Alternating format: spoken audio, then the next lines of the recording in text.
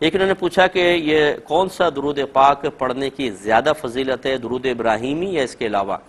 دیکھیں، سب سے افضل درود پاک درود ابراہیمی ہے۔ نبی کریم صلی اللہ علیہ وسلم سے جب کویسچن کیا رسول اللہ سب سے افضل درود پاک کون سا ہے، تو آپ نے فرمایا درود ابراہیمی۔ لیکن یہ اچھی طرح یاد رکھیں، کسی فضیلت کا بیان کرنا کسی دوسری چیز کے انکار کو شامل نہیں ہوتا۔ اگر ایک ٹیچر اپنے اسٹوڈنٹ سے کہتا ہے کہ یہ بچہ سب سے زیادہ ذہین ہے، اس کا مطلب یہ نہیں ہے کہ باقی کسی میں ذہانت ہے ہی نہیں۔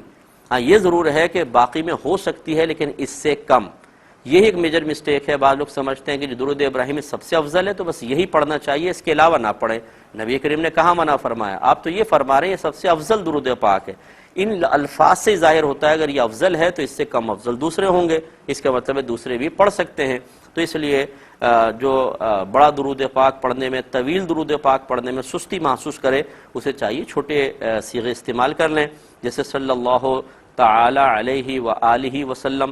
مکمل درود پاک ہے، اس کو پڑھ لیں، یہ بھی صحیح ہے۔ افضل بہرحال درود ابراہیمی ہے۔